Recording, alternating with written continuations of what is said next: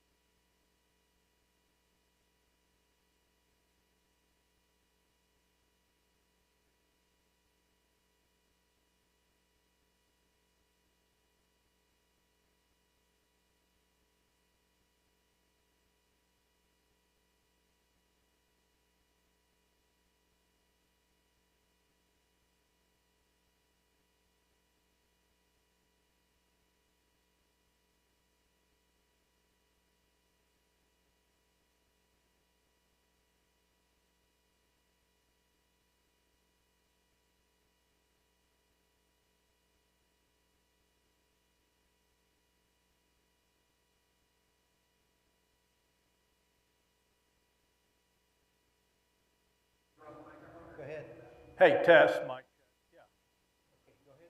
Yeah, mic check, test. 1, 2, 3, 4, 5.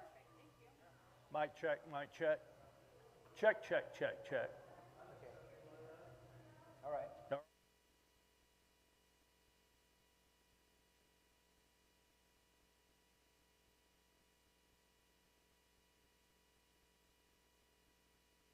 From Central Oregon. Check. Test. Hello.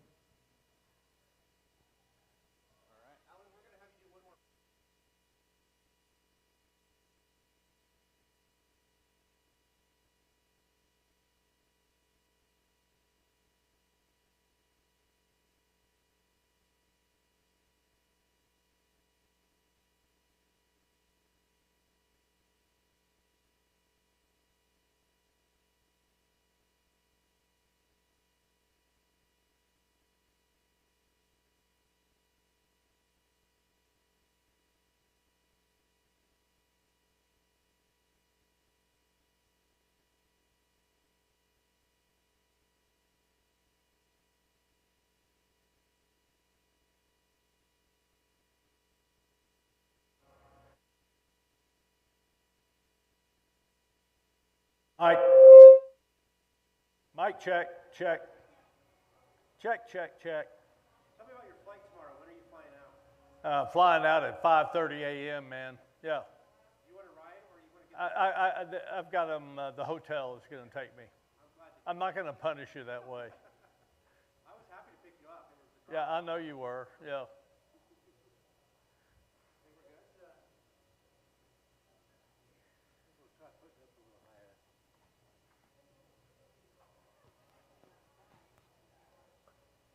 Go ahead. Okay, mic check. Is that better? Yeah. Sounds good to me from here. That does sound good.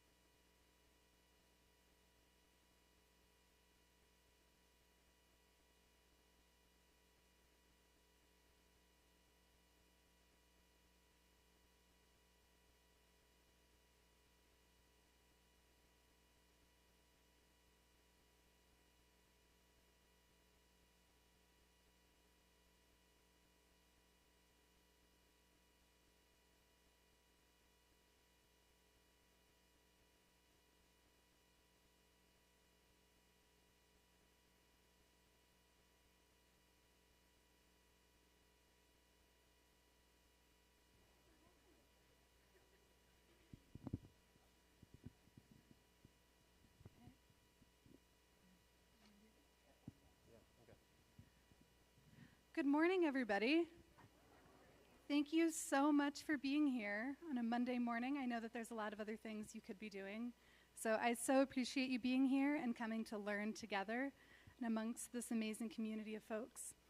I'm Colleen Sinsky, the director of a small organization called Central Oregon Fuse. And Central Oregon Fuse is one of just many organizations that made today possible. I also want to extend gratitude to the Central Oregon Homelessness Forum for their marketing and logistics coordination. Thank you. And also to the Central Oregon Intergovernmental Council, COIC, for funding this event and other work towards permanent supportive housing. And also to Mountain View for not only hosting us in their beautiful space, but also having the vision and commitment and compassion to creating the housing that our community so desperately needs. So I'm Rick Russell, and I am the Executive Director of Mountain View Community Development. We are on home turf, admittedly, today. I have been the pastor of this church, but today I'm wearing my Executive Director hat. Colleen's going to talk a little bit about the housing ladder, and we'll kind of warmly introduce Alan Graham here in just a moment, but want to set a little bit of context for what's happening in our region. Sure, so you should on your seats have a colorful visualization that Hayden Holmes created to explain the complicated housing continuum.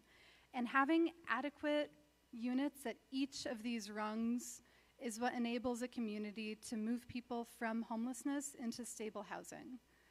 So down on the left side in red is unsheltered homelessness. Well, I guess that's not something a community needs. That's what we're trying to get away from.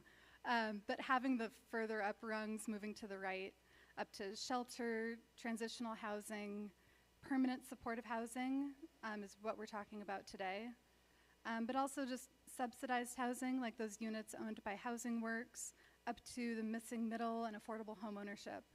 Central Oregon, like all communities in the US, needs adequate units at each of these rungs. So supportive housing is an area where Central Oregon has historically lacked investment, and we lag behind much of the rest of the country in the number of units per person who would be eligible for those units. And that's folks who are living with disabilities and who have a significant history of homelessness. It's folks who would likely remain homeless were it not for a holistic wraparound intervention. And I'm looking at this room of friends, and I don't know everybody in this room, but I know a lot of you all, and many of you represent different rungs on this ladder. And so I see friends from Oasis and Shepherd's House and forms of sheltering. But then we've got representation of homeownership models, and so our friends from Hayden and Simplicity are here today, and we're really grateful for that. One of the really missing rungs on the ladder in our region is permanent supportive housing. Permanent meaning you can live there forever. Supportive meaning that there is on-site assistance, case management help, to help folks who will need that ongoing to remain stably housed. And so there is some permanent supportive housing in our region. It's all very new in the last 12 months. Can you go to that next slide, Kathy? And I'm going to plug our own project here. So we're one of those rungs on the ladder as well. So safe parking is an entry-level point for people moving out of unauthorized camping, maybe living in a vehicle, maybe living in something less than a vehicle. And so we operate now 9 locations, and soon to announce our 10th location here in the next couple of weeks. Places that are safe, stable, sanitary, and come with case management. And so our team is here in the room today. If before you leave, if you want to go out here in our foyer area and you look out the windows, you'll see equipment moving dirt out there. That is our family site that is getting a redo right now. It's been 6 RVs, but by the time they're done at the end of the summer, it will be 4 RV spaces and 4 micro shelter units that will be enough for a family of 4, as well as a playground, because we have had nothing for our kids to do back there. In the last 2 years, we've served 70 minors at that location. And so we're pretty excited about that and thankful to the Health Council for their assistance in getting that built out. So back to permanent supportive housing and what we have in this region. Can you go to that next slide, Kathy? And Colleen will talk a little bit about this. Sure. So I said Central Oregon lags behind other regions in the U.S. As far as permanent supportive housing. The model has been data backed by research going back a few decades. It's been a bipartisan intervention for the past 35 years or so, but it's still really, really difficult to develop because it's permanent. We're making a permanent commitment to the folks who we're serving, that they will have the stable housing to start to address Maslow's hierarchy of needs and start to move up to address addiction and trauma and mental health and things that have caused or contributed to or been exacerbated by the experience of homelessness. So in Central Oregon, the number of units, I want to say around 50 or so. Initially, there was only units for veterans through the VA. Like many communities, the VA has had long investments in supported housing and a scattered site model. Fuse started the first units that were available to non-veterans.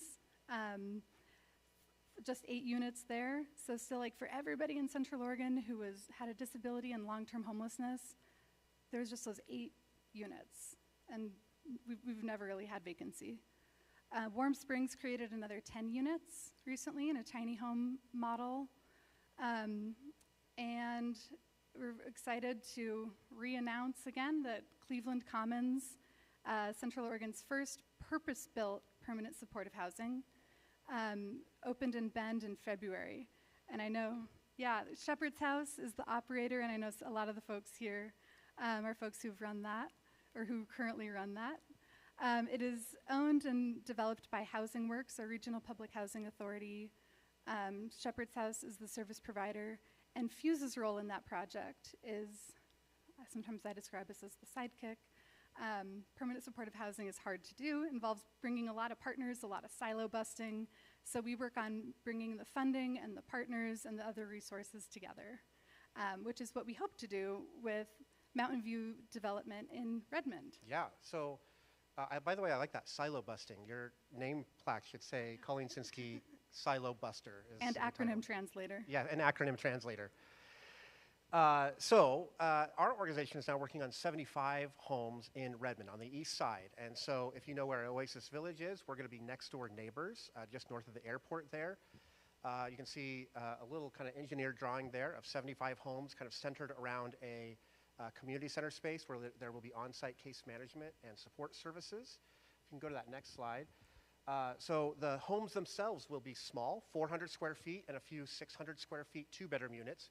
But most will be that 1-bedroom unit, and this is an ADU floor plan that Simplicity builds, and so we're really grateful to have Hayden as a partner on the building of the homes themselves. But these are, real homes, stick-built on a foundation with a kitchen and a bathroom. These are not huts or sheds or anything. This is a real home, just shrunk down to 400 square feet because we serve so many single family households, and it skews older. So it's not a 55 and up community, but in effect, most of the residents will end up being in that age category because of disability and age have often, they're out of the workforce. They're likely not going to go back and get a 40-hour-a-week job. It's just not going to happen for them. And so this community is designed for them. They will contribute 30% of their income to the rent, so folks pay rent to live there. By the way, I am really excited to have our state housing organization, Oregon Housing and Community Services, represented here today. Dana, I'm glad that you made the trip. Dana happened to be camping in Sisters, and we said, hey, you should come. And so we're really grateful that Dana made it from the state to be here with us today as well. We are also going to attempt something that you're going to hear a little bit more about from Alan Graham, and that is that we intend to try to hold back 10% of the units, so 7 homes, for people who were not previously unhoused. And this is a trick that we're kind of threading a needle here. But maybe it's you, and it might be our family. But people who have a sense of calling, a sense of, I want to be a part of a community like this. I want to live there intentionally to be a presence of peace amidst neighbors who have lived in some very chaotic circumstances. And so a very intentional and strategic neighbors to be a part of this development. I want to pivot to talk about the project that we're going to highlight today from Austin. And that's because we first stumbled onto Community First Village in Austin, Texas, about 2.5 years ago, when our mayor in Redmond, Ed Fitch, came as part of a meeting and said, Mountain View, could you figure out, we've got this land that the county owns out on the east side of town, how could this land be used to get folks out of unauthorized camping? And so we began to look around at different models, particularly in the Northwest, in the Willamette Valley, but stumbled across Community First Village in Austin, Texas, and made a trip out there to see, we'd seen some videos, we'd read some things online, but when we walked around the campus of Community First, we went, this is it. This is what Central Oregon needs. It was far more than just a housing development. It was more than structure. It truly was, there was a culture that you could feel by walking the grounds and interacting with both staff and the neighbors who lived there. And Austin, as at a different scale than what we're talking about, is currently 400 neighbors, 400 residents who call it home. But now they are building across the street another 600 or 700, and then a third location that will be another 600 or 700. So we're talking about a massive scale, but one that I think creates a vision for our region that we're excited about. We've now had a few trips out there, and so there might be some faces in here that you recognize, but as we've been able to kind of tour the grounds using multiple different construction types, beautiful gardens where people can both contribute to the work of the garden but benefit from what the garden produces. An incredible art house where folks can create art and can sell it in the market. An art house that is significantly nicer than the one at the university that I went to college at 20 years ago. There's a library. There is on-site behavioral health from the county's behavioral health authority. On-site offices for their federally qualified health center. There is an incredible movie theater, outdoor movie theater, where neighbors from around the community can come, not just in the community, but next door neighbors to the community, can come and watch a movie on Friday nights with neighbors of the village. You will see golf carts zipping around. You will see a bus stop for mass transit so folks have access to the rest of the community. And you will see a village, you will see a community that if you walked into it, you would say, I would live here. I would want to live in this kind of community. It's not only beautiful, but there is a feel to it that feels like community. Some things you will not see. You won't see security guards walking around. You will not see staff behind glass with a hole in it that you speak through.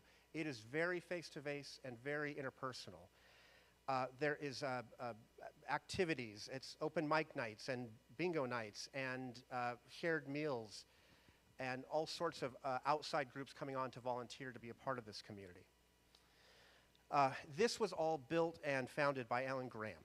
And not single-handedly, there's an impressive team around him, but I'm really happy to have Alan here with us today. Alan founded this community. It came out of really his experience as a real estate developer in airport structures, which I don't know how you get into that field. I heard the story yesterday, but quite fascinating. But started, like me, with his faith roots, and particularly in a group of men who said, what can we do to alleviate homelessness? Partnering with a friend of theirs who was unhoused, a man by the name of Houston Flake, and really began to introduce Alan to the world of homelessness and building relationships there. And he can tell that story, and we'll show a short video that will tell a little bit of that story as well. But now has led to this community that is flourishing and I think worth replicating in our region as well.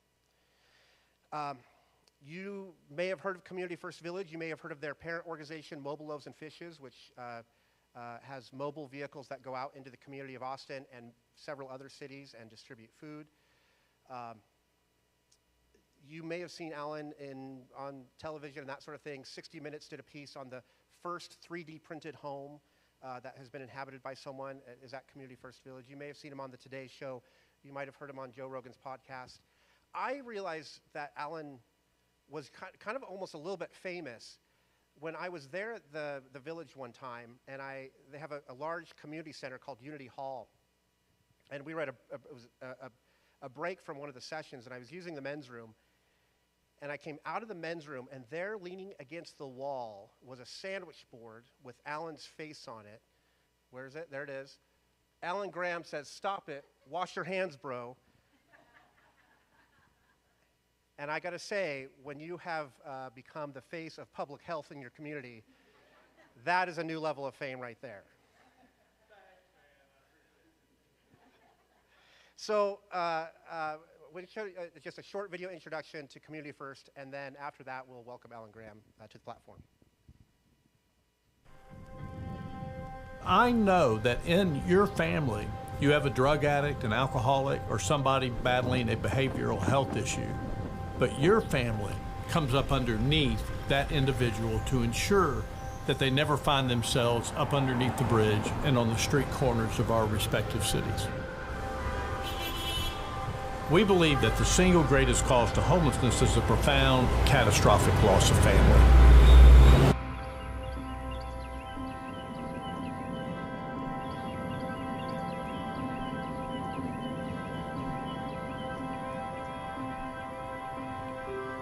Goodness, it's giving your best first.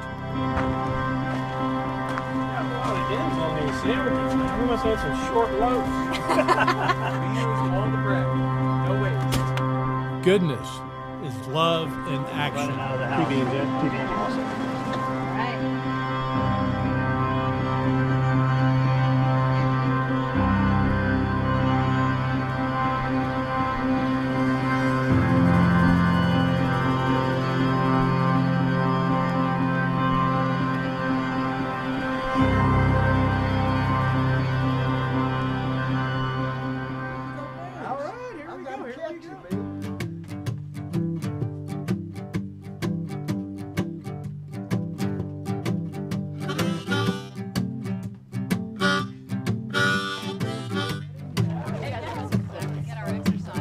We're here to serve.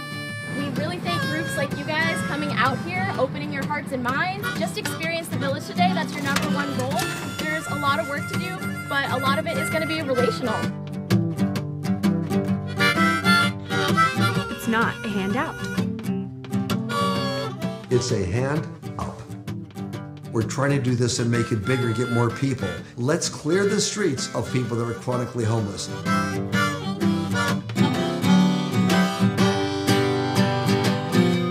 With our neighbors. This community. This hope. I have found a lifestyle of abundance.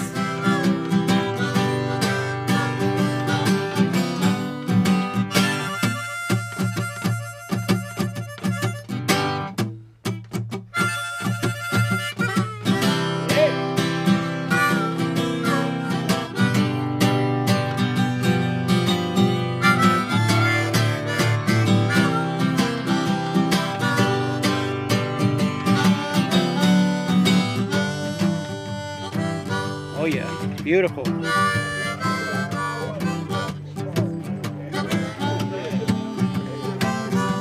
Housing alone will never solve homelessness, but community will.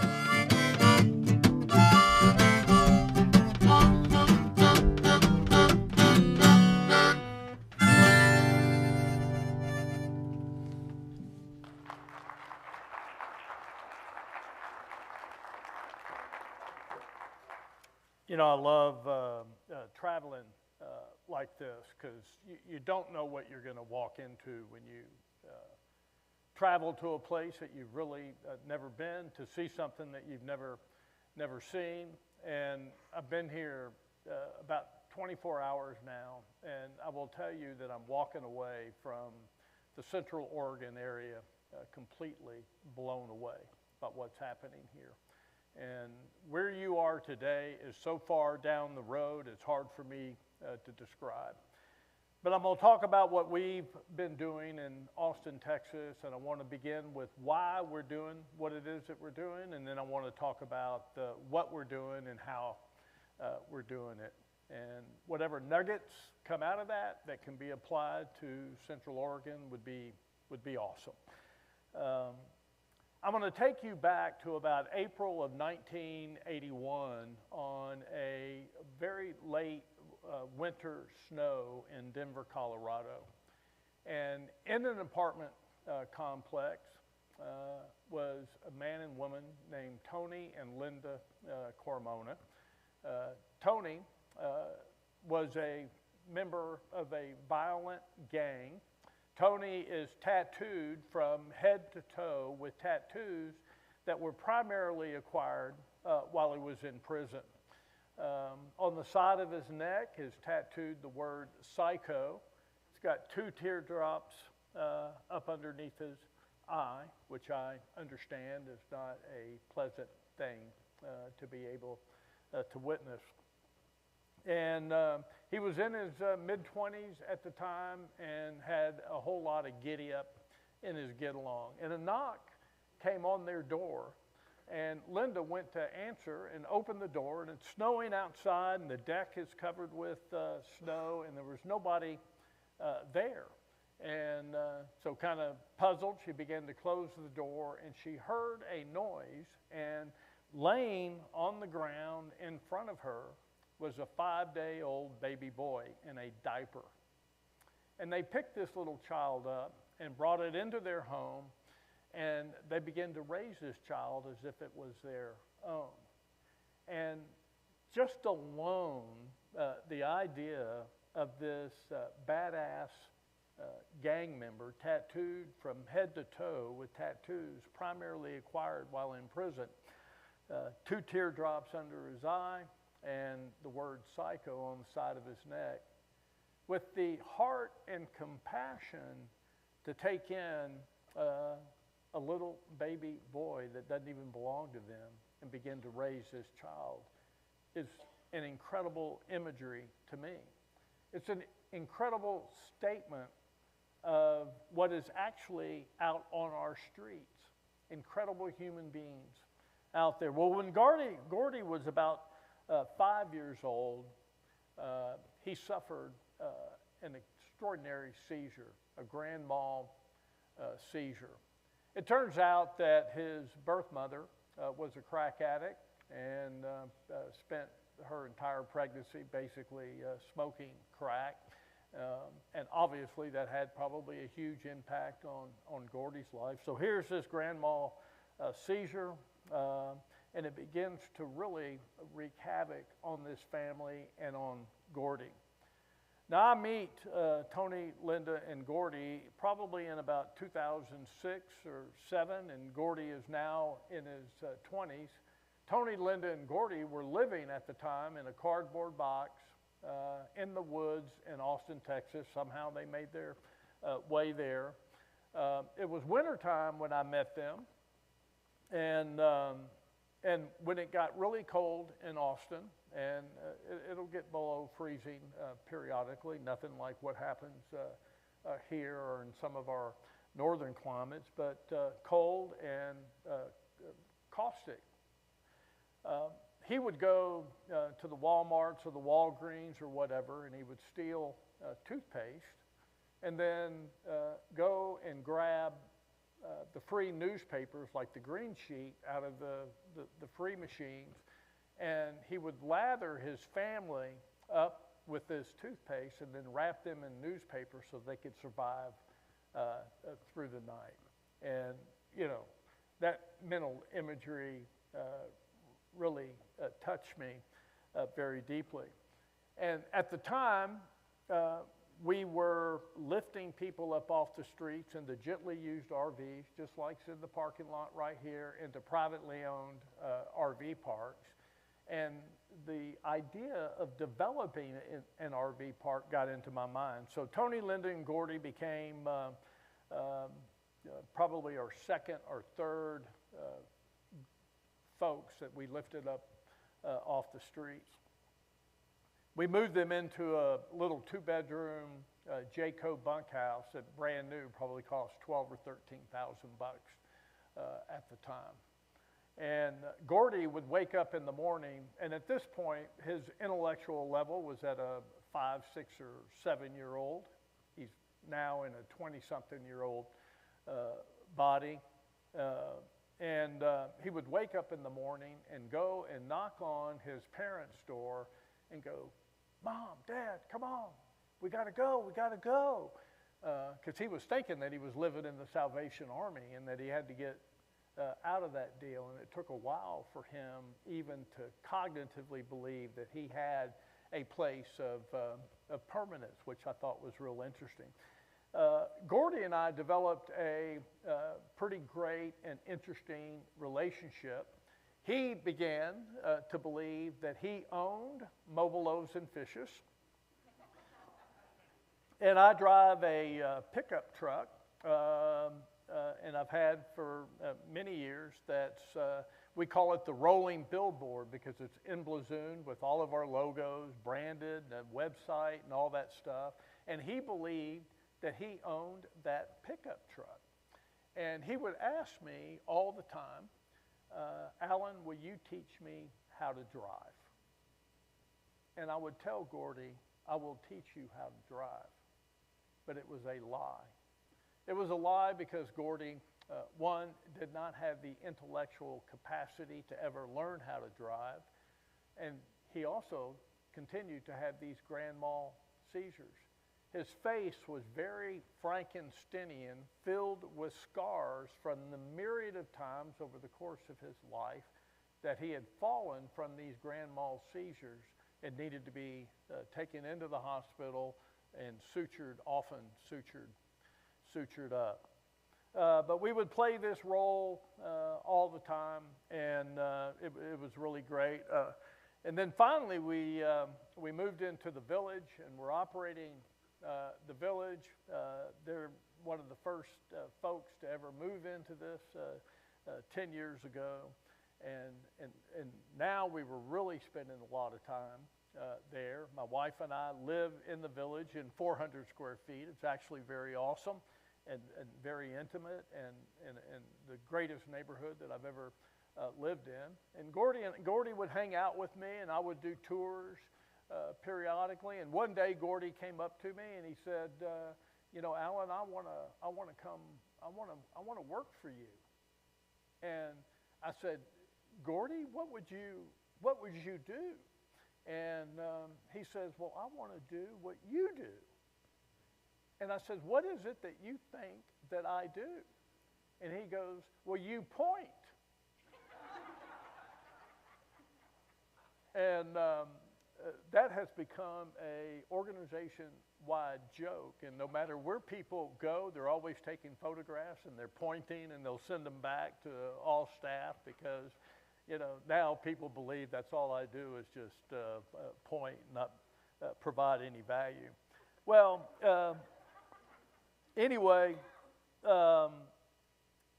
Gordy is at home and he's taking a bath. And he has one of these grand mal seizures, and he drowns in the bathtub. And it is devastating for us because the gifting that this unbelievably broken family, the enormity of the gift that they brought into our community was nothing short of extraordinary. And, we show up there.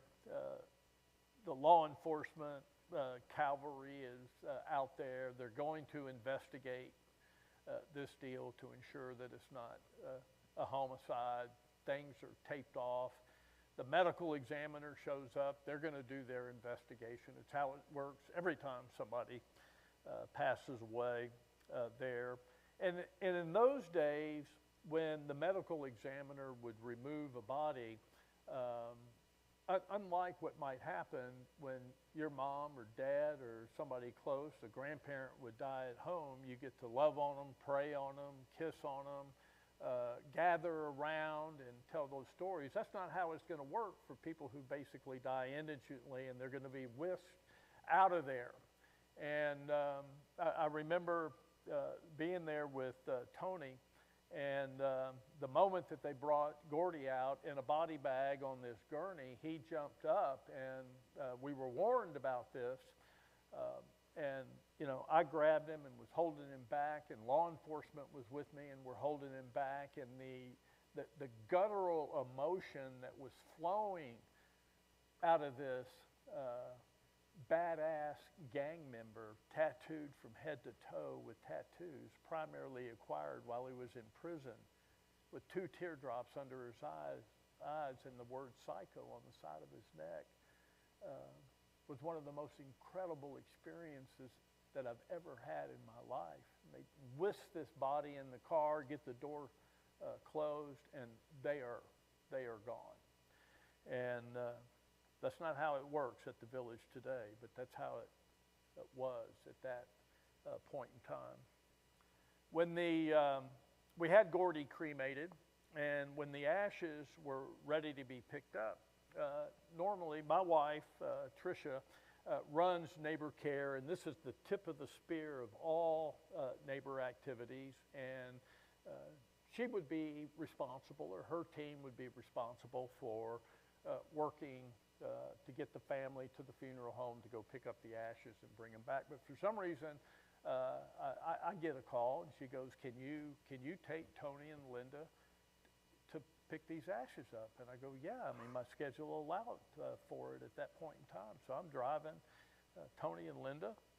We go to the funeral home, and the funeral director hands the ashes over to Linda, and she essentially just collapses right there. And she's holding this urn of this little, her little boy, who was 30-something at the time. And the funeral director, who has been around this many, many times, is adroitly, and I'm trying to help to the best that I can to usher them outside. And we finally get to my truck. Linda is in the back seat.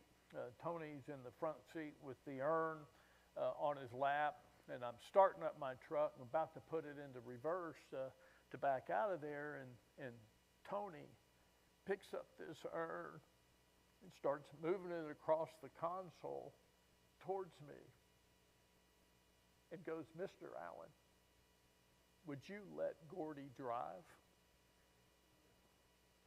And here I am, driving back to the village with this urn sitting on my lap. We are laughing our ass off.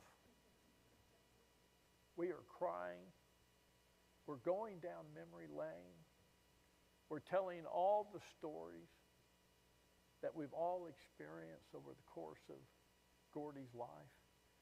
And it remains one of the most beautiful moments of my entire history of serving this extraordinary population of people. This is why we do what we do. The level of gifting that is out there that is untapped by us is extraordinary.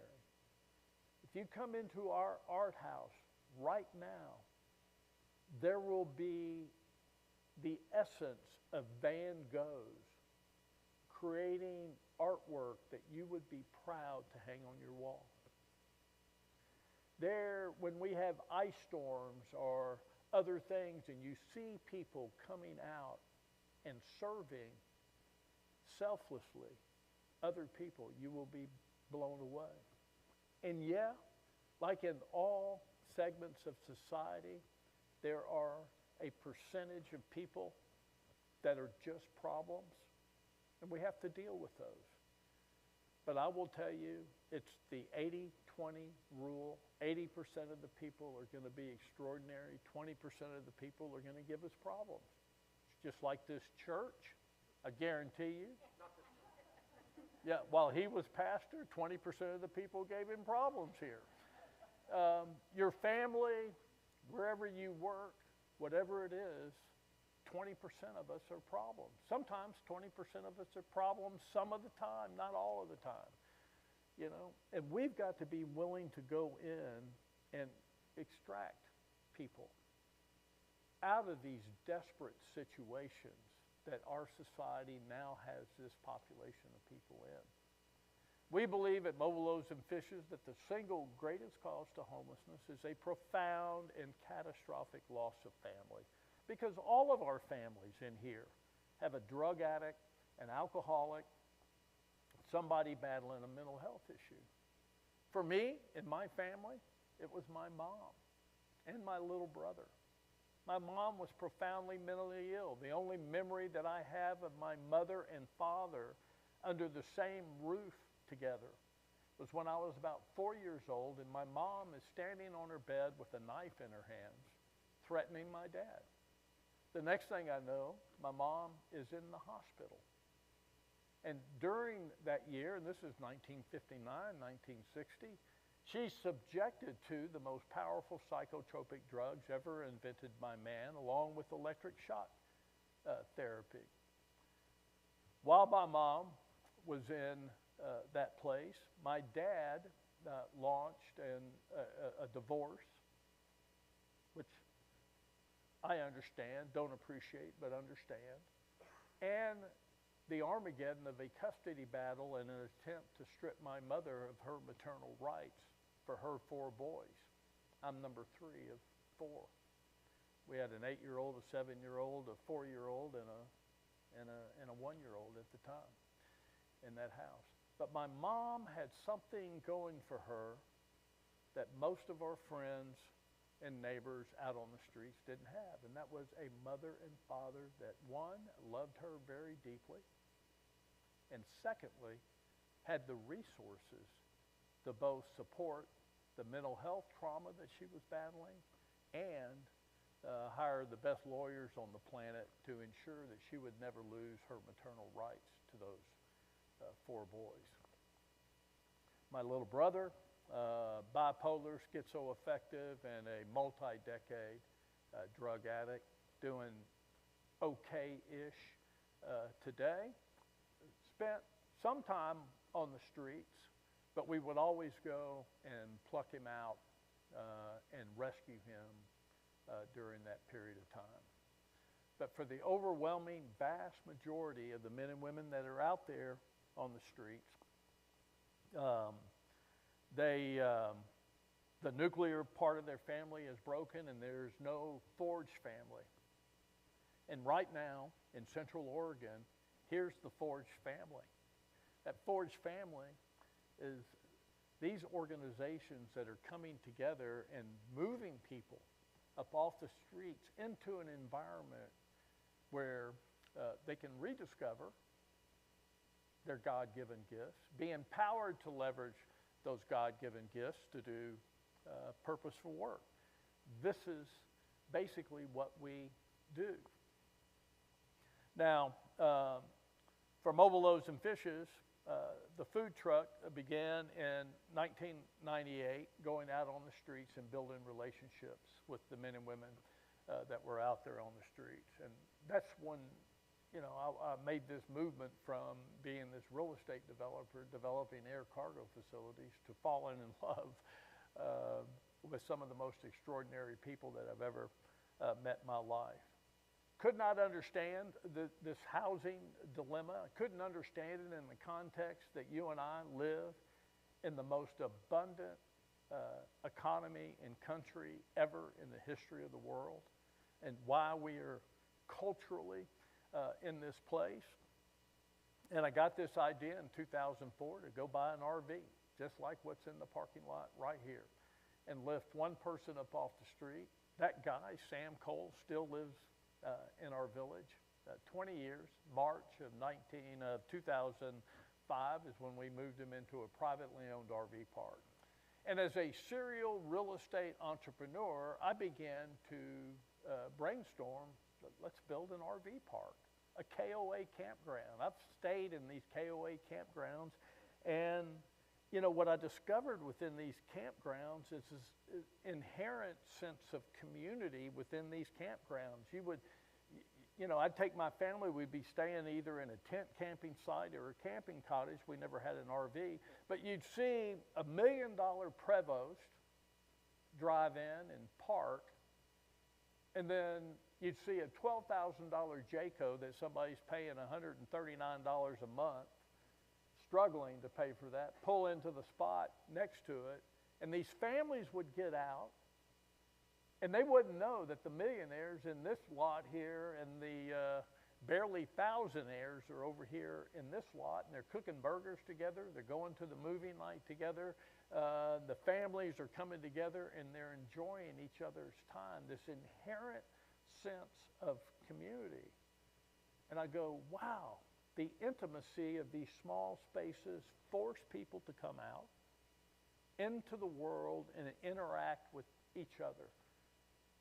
Interact with each other well, and sometimes rub each other raw, like we do as human beings. In fact, if we could get rid of all the humans in our village, or like at the Oasis, it'd be an extraordinarily peaceful place. But that's not what we're going to do. And so began to fantasize about this. And my idea at the time was go to the city of Austin. City of Austin owns thousands of acres of land all over the city of Austin. And so we had bought another RV and placed it into an RV park and decorated it like a model home. And I'm a promoter and a networker. That's, one of my number one giftings in the world. So I got the mayor, Will Wynn, brought him out. We had a video that we produced, and I had a fake site plan of what an RV park might look like that was dedicated to the chronically homeless. And I laid this plan out in front of him, and I said to him, if the city would provide us a tract of land anywhere in the city of Austin, I didn't care where it was, I just had two requirements. Requirement number one was that the property be entitled, had the zoning, water, sewer, all the things that you need in order to do that development, that had all the entitlements, and secondly, had reasonable, not perfect, access to public transportation. I will fix the imperfection somehow. Didn't know how at that time. And that mayor jumped on that deal like a duck on a June bug. That's a Texas saying, man. So, we began to look for a tract of land, found one, and in April of 2008, our city voted unanimously to grant us a long-term ground lease on 17 acres of property, not that far from where the village is. And in July of 2008, the sponsoring city council member and I, along with a few people from our team, my wife and a couple of other people, made the unbelievable strategic error of going to a neighborhood meeting that completely turned into Armageddon. The entire media was there. I didn't realize how organized and sophisticated the Not in My Backyard movement was. We were spit on and assaulted. There was an assistant city manager with us at the time and called the chief of police, Art Acevedo, and they sent an army of law enforcement to that neighborhood meeting to escort us out of that meeting safely. And the next morning, the sponsoring city council member called a press conference to postpone for 12 months the finalization of that lease agreement, which basically put a bullet in the head of that deal. So we began to look for other properties, and as we would find other properties, we would go to these neighborhood meetings. They would not allow me to go to these neighborhood meetings without law enforcement escort. I'd park my car, and we'd walk in with a guy that's got all the things on to ensure that we weren't going to be spit on and assaulted like we were in that original time. And we just struggled politically to get this. And in Texas, outside of the boundaries of all city limits, and in the county, there is no zoning. There is no discretionary land use. It's really the only state of the 50 states that has no zoning. There's two others that have limited discretionary land use authority, but in Texas, none. You can build whatever you want on your property. You just have to comply with state laws around density. You can't cover your whole property in pavement. And water quality, you have to ensure that the changes that you make to your property don't have a negative impact from a water runoff perspective on the property next door. And so I went to the then mayor, a new mayor at that time, and said, I have this idea. I'm just going to go right outside the corporate city limits, and I'm going to buy a piece of property, and I'm going to need some help with water and sewer and the public transportation side of things. And that's what we did, and that turned into a game changer. Now, when the Not In My Backyard people complain, they're really complaining about two things. Number one is that we're going to bring all of this crime from this population of people into their neighborhood. That's number one. Number two is my property value, which is all of my savings, is going to go down. That's the only two reasons. I will tell you that there is a mountain of legitimate studies done all over the United States and Canada analyzing this deal that shows zero crime, doesn't show any place, anywhere, anytime where there was an increase in crime in the neighborhoods that surrounded the development of permanent, supportive, affordable housing, nor did property values go down. For our property, when I put that property under contract in 2010, there was a neighborhood next door that now has about 650 single-family houses, a middle-class neighborhood. You could buy just about any house in that neighborhood for around $140,000-ish. Today, the minimum is about $450,000. I will tell you that in the 10 years that we have lived and operated, lifting the most vulnerable men and women, chronically homeless men and women, incarcerated, people that battle addiction, people that have profound mental health issues, there has not been one single crime reported by anybody from our neighborhood in the neighborhood next door. 13 crimes by the people in the neighborhood next door, that middle-class neighborhood, inside of our community. Now, those crimes are almost all juvenile delinquents. Next door, they're stealing our golf carts, our Polaris, shoplifting out of our store, doing all the things that, frankly, I did when I was a juvenile delinquent. So, and I love catching them. You know, it's one of the joys of my life.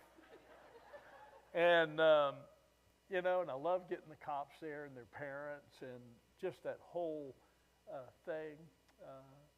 But knowing that they're salvageable, because I was, and every human being is salvageable. And so now we've launched off on developing the first 27 acres. We built 235 homes on that. Extraordinarily successful. We added another 24 acres next door. The first tract of land we paid $350,000 for. The second tract of land, 24 acres, we paid $450,000. The 51 acres across the street, they paid $6.5 million for. That's what happened in not that long a period of time. But you got to have some rich people that, can do those things. By the way, if you drink vodka, if you don't mind switching to Tito's, handmade in Austin, Texas, and one of the most generous people on the face of the planet, just FYI.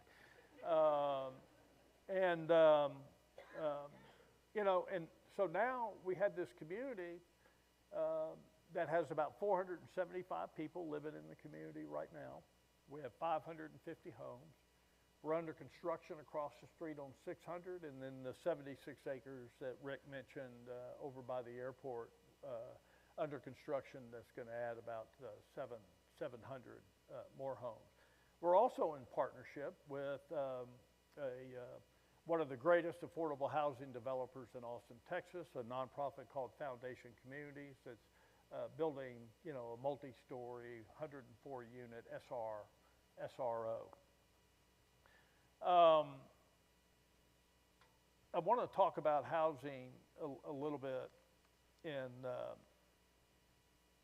this country. From 1975 to 1995, we eliminated in this country 1 million, that's one with 6 zeros after it, single room occupancy units. We got rid of the YMCAs, we got rid of the bunk houses, we got rid of these weekly rate motels, some of them that you wouldn't even step over the threshold on. We got rid of these, and we got rid of them for 2 reasons. One of the reasons was the gentrification of many of our neighborhoods, and particularly the larger urban areas of our country, which is experiencing some of the greatest inflows of chronically homeless men and women. And we didn't want this in our backyard. And then the second reason is that we created these housing quality standards that today, if you're going to build a permanent supportive housing unit in Austin, Texas, I'm not sure what it takes here in Central Oregon, but in Austin, Texas, it's $330,000 per door for a single room occupancy unit. In Los Angeles area, it's $1 million a unit. We have created, through what I call creeping affluence, a cost structure that makes it very difficult for we, the people, to support this through our tax dollars. And I think we have to have a conversation. I'm not saying what housing quality standards should be. I'm saying that what we have today has actually moved the housing quality standards so low that we have people living up underneath our bridges and in our urban camps, like you showed me yesterday out there at that area on whatever side of town I should be pointing to, Rick. I'm not sure where that was, but and that's not right. We have to get people out of that environment. We have to have a healthy conversation about how we can begin to move, and that's why I love that diagram that was put together on that situation. We got people living down here into places that are not at all humanly habitable, and how do we begin to move? And no matter how slow it takes, we got to be able to move them up in that deal. But you can't just transactionally do this. We have that saying that housing alone will never solve homelessness, but community will. We have to understand that inherent in this whole deal is this relational need that you and I have as human beings to be fully and wholly loved and to be fully and wholly known. And just sticking somebody in an apartment complex somewhere that's battling a paranoid schizophrenic that's smoking crack or meth, which is not uncommon out there, severe physical health issues, is very difficult. Now, some of the issues, and I'll try to close it up here so we have some time for some questions. What are we encountering in our community? And part of the magic of our community are these missional families, people that are fundamentally called by the gospel to live in community with men and women. When Rick says that once you've seen this place, it's a place that you would say, I would like to live here. That's what we wanted to create, a built environment where anybody, and we've had millionaires living in the community, and we've had retired people and people that cut hair for a living, and we've had it all that live there in community. About 10% of our community is dedicated to men and women that have never been there to help us provide a level of stability. 100% of our staff work in the community. We have about 130 full-time staff members managing this fairly complex operation. And where we work is where the people live. We're connected every single day. We're rubbing each other positively and negatively. It all comes together. It's got to be a relational model, and we believe that the government should only play a subsidiary role to you and I in mitigating these profound human issues. Government is extremely important in this deal.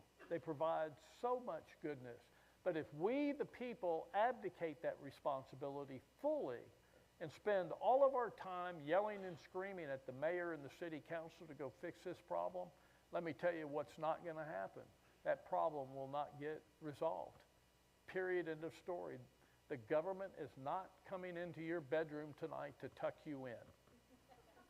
It's not going to happen. They need you and I to care about you and I. It's that simple.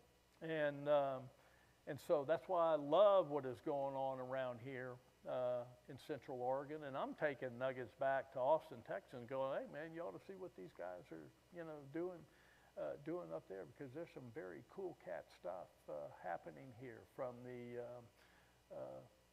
safe parking deal, which we don't have in Austin. People are just kind of everywhere. Anyway, the best way to get and to fully understand this is all you got to do is get on an airplane, fly to Austin. Not that hard, $400, man, and you're there, and one night in a hotel room, and we can show you a place that you want to live, and that's what we want to be able to do here as well. Anyway, God bless y'all. Thank y'all for allowing me to be here. I'm happy to answer any questions that you might have. Or Rick, I think you're coming up, and Colleen. Yeah, come on, man. Let's. We're going to move that platform out of the way. Oh, I'm sorry. That's all right. There you go. Thank you. Allow us a minute to get situated here. That mics. Couple bar stools there, and then we're going to pull that black one over too, Colleen, if you would. I'll take this one over here. We would love for you, we've got about 30 minutes here to ask questions. We want to make time for that. I've got a couple questions, just kind of prime the pump and get us going. Someone asked about the most efficient housing type. And at Community First, there's a little bit of everything. In the early days, there were some soft-sided structures, which is a fancy term for tent, I think. Canvas-sided. Canvas-sided, okay. And then there are some stick-built units that don't have plumbing in them. Then there are some RV park models. There are 3D printed units. I remember being there, and someone asked, what's the most efficient housing type? There are still some RVs there from the early days. And I remember hearing your operations director, your COO, say something to the effect of, it's not the housing type that matters, it's the culture of the community that matters most. Would you speak to kind of housing type and what you're building there, and how that even how much does that even matter in light of the role of community formation? Well, one of the terms that rolls off, our lips is housing choice. But the reality is that for the most part, we don't give housing choice. In the Section 8 and the voucher world, when a unit comes available, it's here's your unit and here's your voucher, love it or leave it, no matter what community that happens to be. That's not housing choice. When you and I go buy a home, you know, we're driving, we're looking at all the neighborhoods, we're looking at all the pricing, and we're making decisions. Just like, you know, you bought a home, you and your wife, that was a wreck. Yeah. And you saw a vision, and then you were able to go and do that. And to your point, I've got people from our case management team here, and you know, we're thrilled when one of our participants, you know, gets a voucher and there's a unit opens up. But you're right, there's no choice. It's take it or stay in safe parking. Yeah. And that's pretty much all there is to it. Yeah. So in our neighborhood, you're going to get a choice, and there's economics associated with that choice. The canvas-sided cottage deal, which we don't do anymore, but began with the idea of the KOA. There should be tent camping site, camping cottages, and RVs.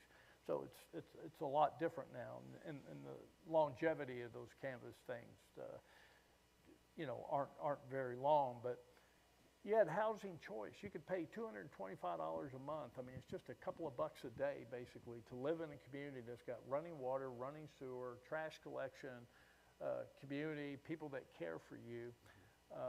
And that's, you know, I want to be able to open the door to more innovation within the system, especially under these housing quality standards that we've created that made it prohibitive to do anything other than, you know, that one unit deal, and give people choice. You know? So and so now with the new expansion, it sounds like primarily two model types of housing. There's stick-built units that are about 250 square feet, don't have plumbing in them, so you've got like a community kitchen and community bathroom, shower, and laundry. And then you're using RV park models, which are a little bit like a manufactured home, 400 square feet. Completely a manufactured, it's like a mobile home. Yeah. And to me, that's the most affordable housing that you can build in the United States of America. I mean, it's manufactured in a manufacturing facility under very tight controls. Look, I've been around all of the creativity from 3D printed home to hemp homes to this kind of straw bale. You name the model, and I've been around it, and nothing works better than wood. What do you live in? You live in I the live community? in a park model home, 399 square feet. Yeah.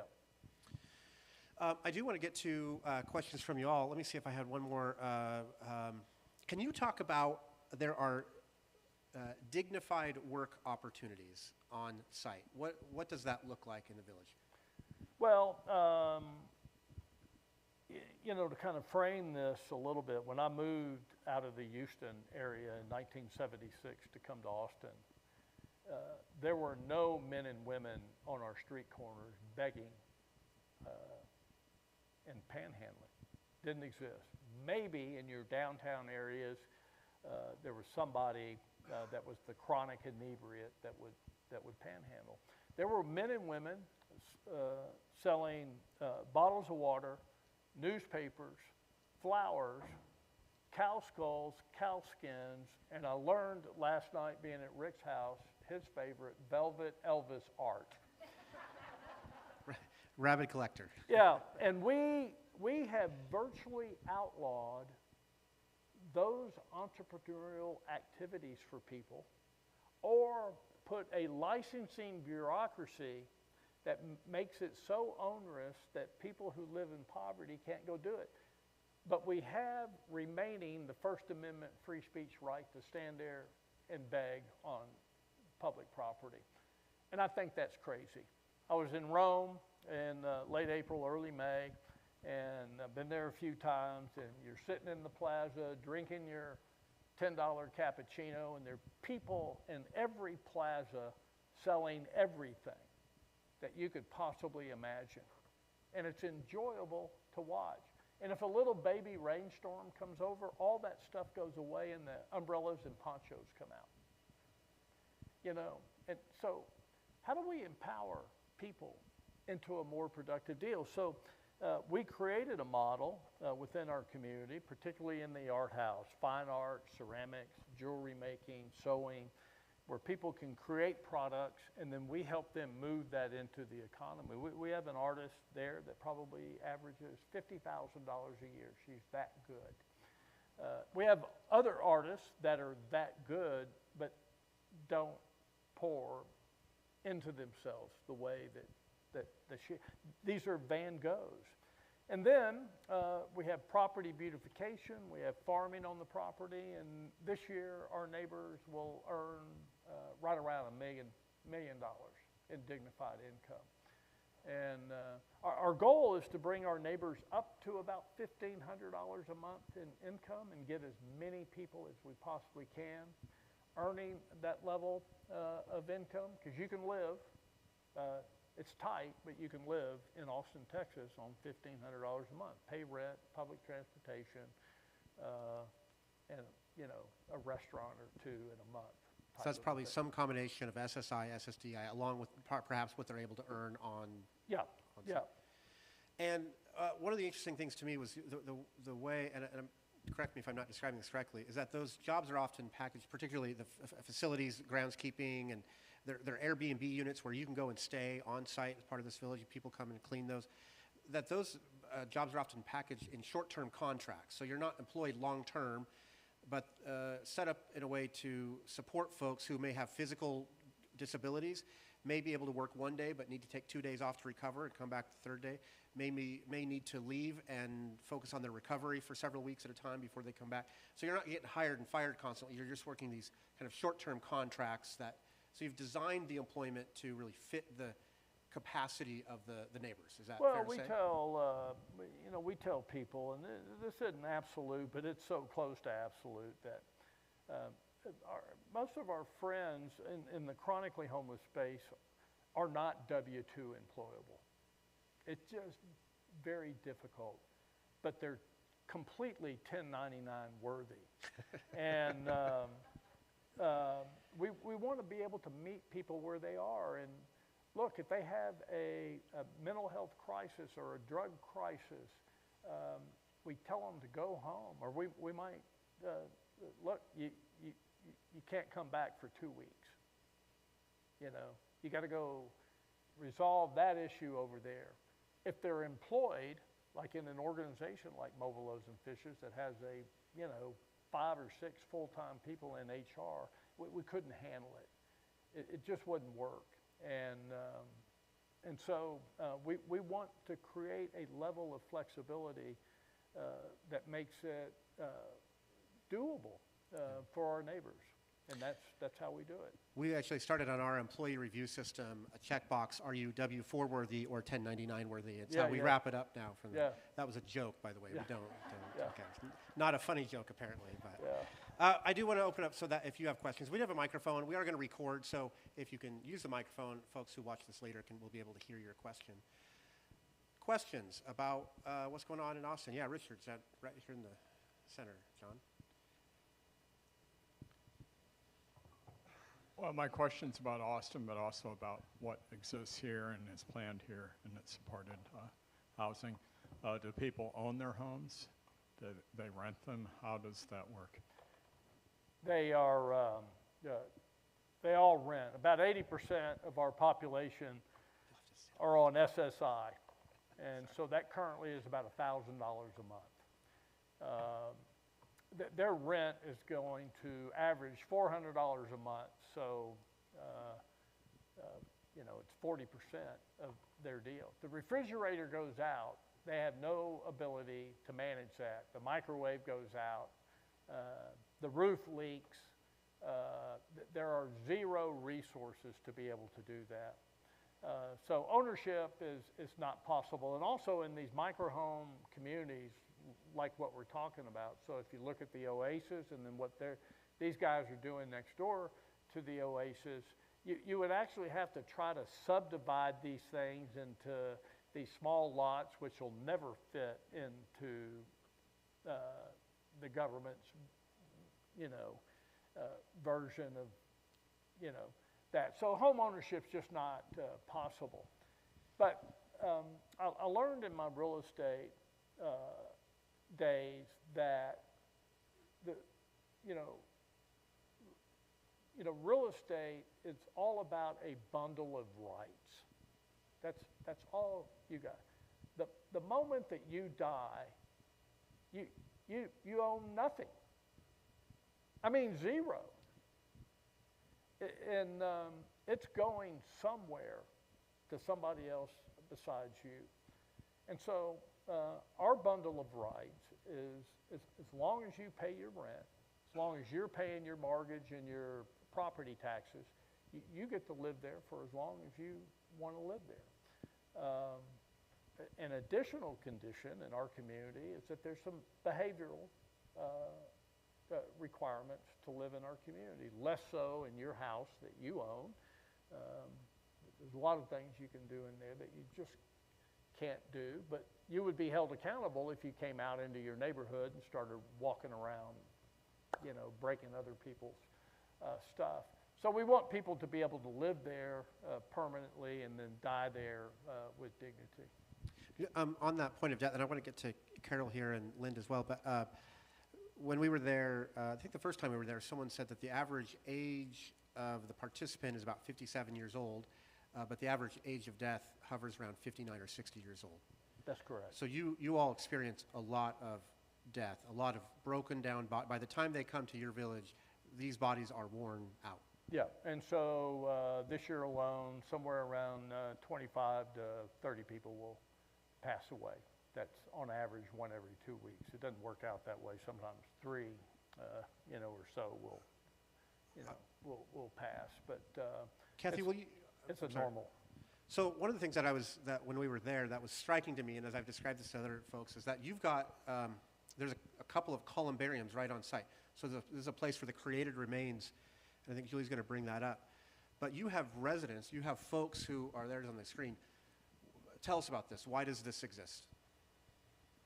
Well, when you die indigent in Travis County, you're going to get picked up by the medical examiner. When they're done with that deal, you're going to go to a rotating funeral home. If the body's not claimed by family within some period of time, I forget what that period of time is, you're going to get buried in the pauper cemetery where the despised and outcast go to be lost and forgotten. And I had that experience early in the days of Mobile Loaves and Fishes and the food trucks, witnessing people being separated from their close personal friends without ever being able to say goodbye. And I think and I believe at the core of my being that goodbye is very important. I mean, my son and daughter-in-law and grandson put down a dog yesterday, and we're all crying, over the dog. I mean, these things are important to you and I as a human person. So in the village, and I will tell you, I am praying to God that I die in that village. Because if we discover your body in that village, there will be 100 people that will gather outside that house, and they will not leave until that body is removed by the medical examiner. And we're out there laughing and crying and joking and praying and singing and doing all the things that people do. And if you were to assign us your body, do end-of-life documents, we will cremate you at our expense, handmade a beautiful handmade urn, etch your name in granite, and inter your ashes in a columbarium just like that right there, and for the rest of our lives, tell lies about you. It's a promise. He was so awesome. And, when you know that you're going to be honored in that way, and let me tell you, that's our memorial garden out there, and there's a street right here. You can't move when we do an interment service. There's so many people out there. That's versus whisking off to the medical examiner, to the funeral home, to the pauper cemetery where nobody is there. Everybody is there. So about 80% of our neighbors have signed end-of-life documents and given us the rights to their bodies. It's a phenomenal experience. Right next to Richard, Leanne was right there, and then I forget. I think Lind over here next, and then David. I'm thinking of the community that, Rick, you are considering committed to, and people move in. How do you create community? Do you just wait for it to happen, or what mechanism or what activities would you use? Conga lines every night at 7 p.m. There's a champagne cocktail hour. No, we were joking about this last night. Have you ever been on a cruise and they've got a cruise director? I think we need essentially the equivalent of that for our community, where you've got someone who is working with outside entities to both bring opportunities on. But I will also say that we operate safe parking sites right now, and community forms on its own, to varying degrees of health, by the way, too. But we'll have a couple of our RVs out here, and it only takes a few days before somebody makes somebody else coffee, or other simple forms of community. So yes, it will take some staffing and some intentionality, and we haven't done a lot of this, but I do think that what I admire so much about Community First Village is the true sense of engagement among neighbors, and we keep saying the word community over and over again, but I've seen it and I've been there, and it's good, and we need to try to replicate that and learn. They also have incredible learning opportunities to go where you can go and learn about this as well. Yeah, and I'd just like to add, what is the number one conduit that connects you and I, human to human, heart to heart? Blurt something out. What's the number one? What connects us? Food. Food. Yeah, well, but let me tell you, food gets everybody coming to the banquet table, and the center of the universe in the Community First Village is food. The first thing ever built on that property was a farm, a garden, and look, you can't affordably grow your own food.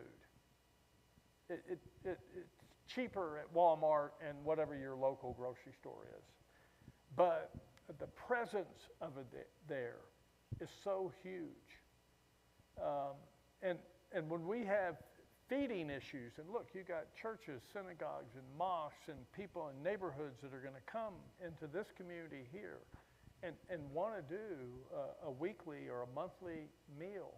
And people will come out of the woodwork, so to speak, in order to feast, and that connects us. So that's far and away number one. And then music, and you were talking about all the activities. Karaoke, if you really want to look stupid in the world, is. I'll tell you the other thing is a talent show. Yeah, a talent show. And we hold these talent shows, and the first one that we ever did, we have this woman, she's trans, grew up in a violent home, arrested, incarcerated, been homeless, and when you meet her, she appears to be so intellectually disabled. It's unbelievable. And she's written 2 books, a book of poetry and another book, and is one of the most brightest, gifted. So here's this person, chronically homeless, trans,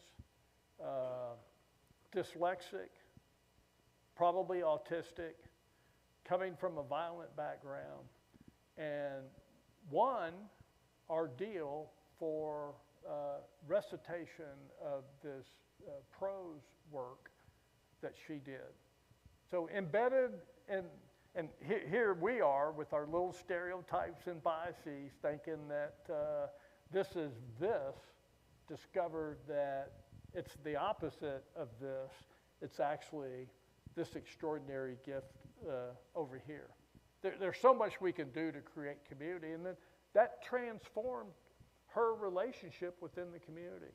So the people that were, say, heavily biased towards transgendered people, that nonsense went down pretty heavily. It's amazing when you get people together and they get to meet people, what will come out of that. For all of us, frankly, all of us have stereotypes and biases that we battle. We have some about Texans too, but we're not going to talk about those today. Lynn, and then I saw David. I know a couple other hands. Lynn, oh, I'm sorry. Oh, Leanne, you shared the microphone. You had your turn. You gave it away. Go ahead, Leanne. Okay, quick question. Gordy's family really experienced not only a trauma in losing their loved child, but also watching a medical examiner come in and the police come in, and I've watched families experience that. What makes a difference, or can, is if hospice services are there, and I'm wondering if those have come into the village. Yeah, we built a hospice house in the village, which is a 2-bedroom, 3D printed unit, and we have a family that lives there, a man and a woman, and the second bedroom, which is completely hospice steel. The bathroom's a full wet room, so you can wheel people in, do all the bathing that you would need to do. And that is powerful. So now we get to, and this is for acute end of life. I mean, you're only going to live a few more days. And to be able to bring people in, because if we have to hospice them away from the village, our neighbors are phenomenally transportation challenged, so it's difficult to get to a Medicaid ward where they might be hospice, or even one of the hospice houses if you can get into one of those. So end of life is pretty big for us, and we love it. We love the fact that every hour on the hour, 24 hours a day, somebody's going to be in that room hanging out with you and administering the medications that you need during that end-of-life period. We really try to go out with a bang and a party. That's what we try to do. Yeah, thank you. Lynn, down here in the front, John.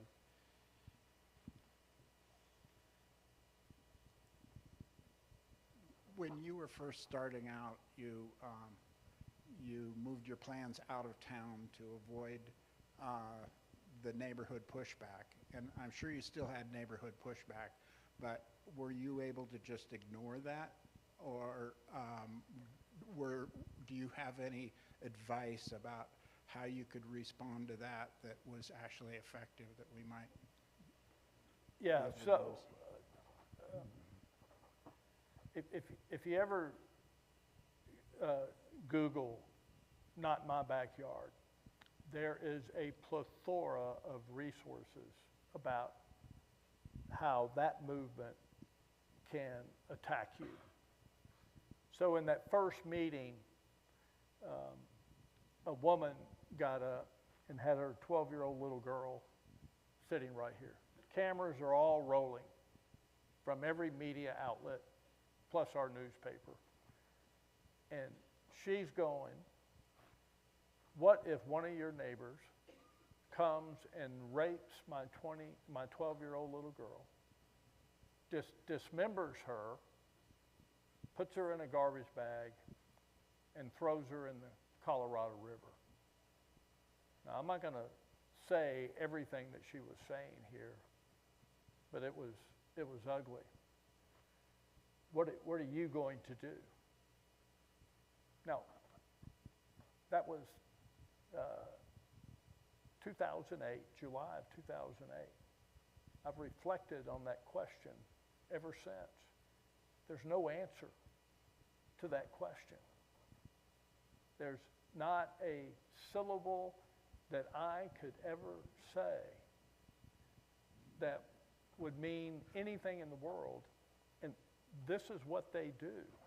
They throw the most horrible possible scenario that is a statistical improbability, like as close to zero as you can get, but it's not zero, right? We got bad things happen in this world periodically. It's not zero, but you have zero answer for that deal. So by the time we got to our current property, we adopted a strategy, no media. We don't talk to them. We were accused by our local newspaper of being unethical for not communicating with them. We had no responsibility to communicate with them, but they accused us of that deal. And we would only meet with the neighborhood at 10 people at a time, no mass mob in that deal. We had built a model home deal, and now you've got some pretty neat things going around the city here. And we'd only bring them out there, and there'd be 10 people. We controlled the entire narrative and the presentation, and then we took them to the property, and that was next door to their neighborhood, and would walk them around and show them. And we had probably a 90% conversion rate, where people go, oh, I see, and I'm comfortable at this point. When we got the permit on August 13, 2013, and we walk out of the county commissioner's office being awarded our permit, there was the entire scrum, what we call the scrum of media people standing out there, and they would come up to me and whisper in my ear, "Your strategy was brilliant." Because I don't owe you shit. And we're gonna do this deal because it's the right thing to do. You know, and would you like to partner with us in ensuring? Now, we have dog parks, we have the outdoor movie theater, we have the most extraordinary Village of Lights at Christmas time. Unbelievable deal. The whole neighborhood next door is coming over and hanging out and buying our stuff and shopping, and they come to our store. You know, their kids come and they pay our guys to go buy them cigarettes, which they shouldn't be doing. You know, yeah, that's, they walk their dogs, they're working the farm, yeah. That's incredible. I'll get to David here in the center aisle. John. That was actually my exact same question. I mean, I've been jeered at going to speak for regular old market rate apartments in a neighborhood full of single detached units. So I was really curious to hear more about how you've refined that strategy over time. And can I, before you answer, can I just give a plug for David? And so David's a key point person for YIMBY. So we all know what NIMBY is, but this is YIMBY, right? So these are friends and allies. I know when we're launching a new space or trying to get a lease or whatever business we have that's going to be public, the folks who've been organized around YIMBY in Central Oregon has been phenomenal. Folks who will show up and be a positive voice for projects of varying types of housing, not just shelter types, but even market rate kind of stuff. And so I'm a big fan of YIMBY, of David, the work he's done, and the organizing, the intentional organizing that has happened. And you all should be a part of it. You should sign up for the YIMBY newsletter and find David and find out how you do that. Because one of you will announce some project, and a bunch of us would love to show up at that city council meeting and speak in favor of that project. So find David at the end of this. Okay, did you want to say anything else? No, okay. Okay, last question down in the front. Lindsay. Hello, thank you for being here and sharing so much.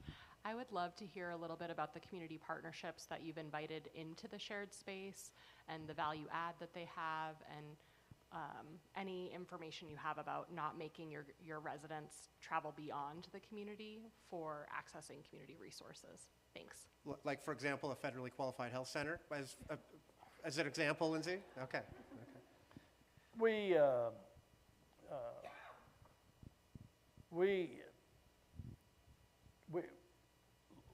What we do really well is,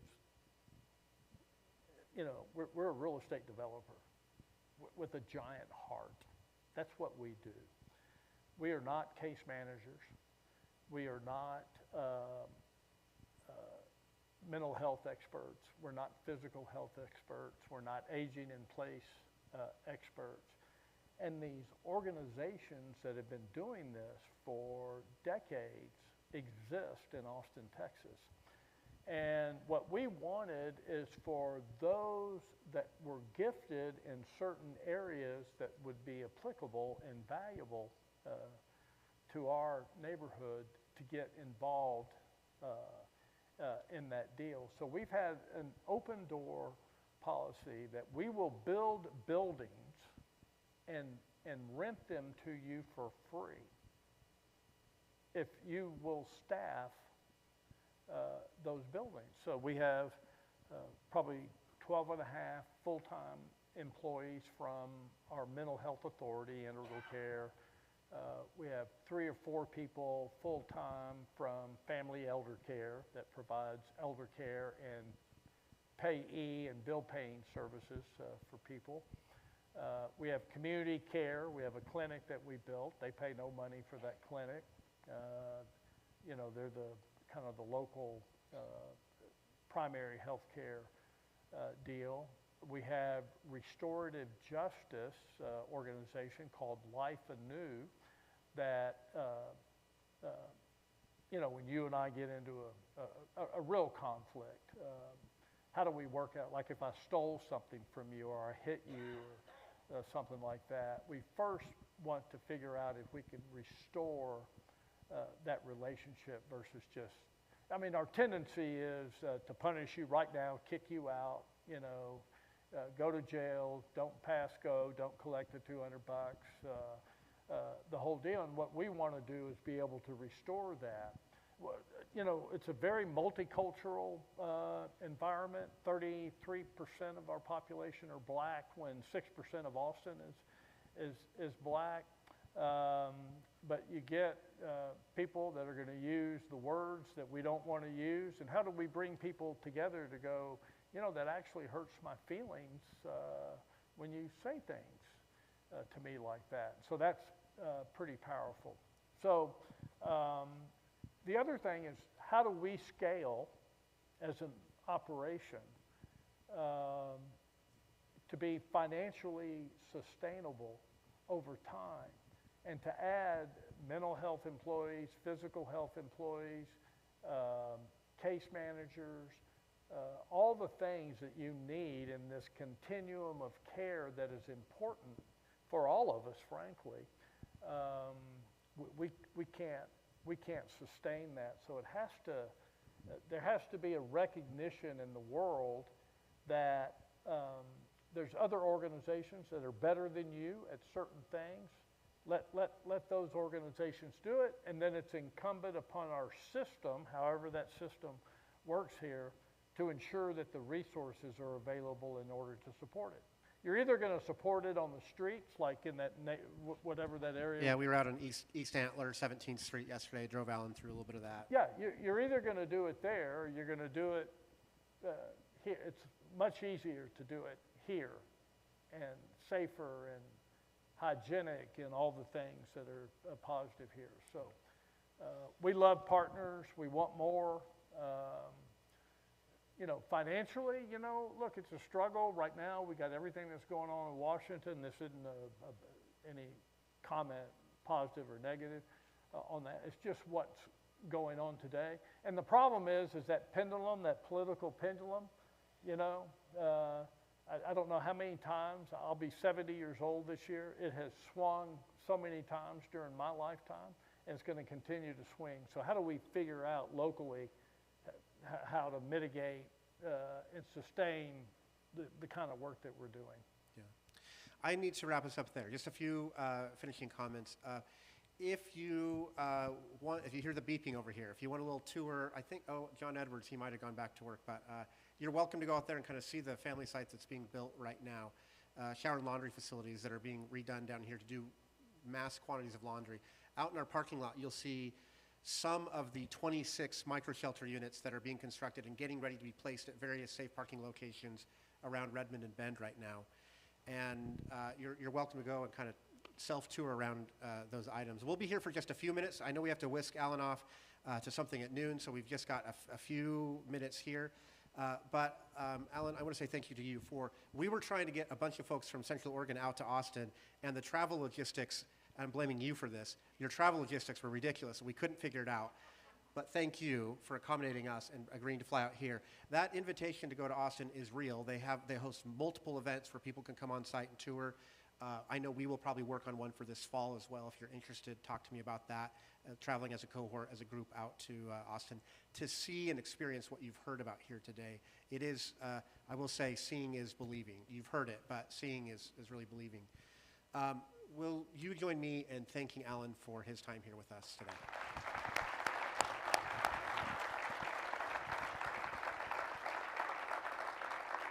And with that, you all are dismissed. We'll be here for, if you have any questions, want to come up for the next about 10 minutes or so.